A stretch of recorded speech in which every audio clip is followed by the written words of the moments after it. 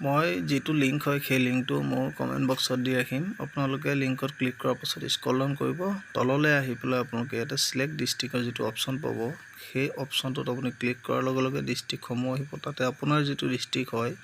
সেই ডিস্ট্ৰিক্টটো আপুনি এটা সিলেক্ট কৰি ল'ব লাগিব প্ৰথমে আপোনাৰ ডিস্ট্ৰিক্টখন সিলেক্ট কৰাৰ লগে লগে আপুনি যেটো এছেম্বলি হয় আসলতে আপোনাৰ সমষ্টিটো আপুনি এটা সিলেক্ট কৰিব লাগিব সমষ্টিটো সিলেক্ট কৰাৰ পাছত আপুনি তললৈ সাৰ্চ অপচন এটা পাব তাতো আপুনি নামটো সাৰ্চ কৰিব পাৰিব বা আপুনি আপোনাৰ যেটো সেন্টাৰ হয় সেই সেন্টাৰটো এনেকৈ স্ক্ৰল কৰি কৰি হলো আপুনি তাতে চাব পাৰিব চোৱাৰ পাছত আপোনাৰ যেটো সেন্টাৰ আপুনি পাই যাব পোৱাৰ পাছত ভিউ পিডিএফৰ অপচন থাকিব সেই ভিউ পিডিএফৰ যি অপচন আছে সেই অপচনত আপুনি ক্লিক কৰিব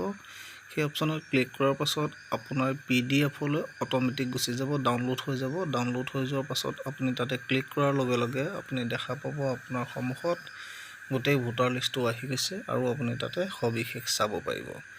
একেবাৰে সহজত কম সময়ৰ ভিতৰত মই ভিডিওটো বনাই আপোনালোকলৈ পঠালো যদি ভাল লাগিলে এটা লাইক কৰিব কমেন্ট কৰিব শ্বেয়াৰ কৰিব ফলো কৰিব নাপাহৰিব যদি ইউটিউবত চাইছে সাবস্ক্ৰাইব কৰি ল'ব ধন্যবাদ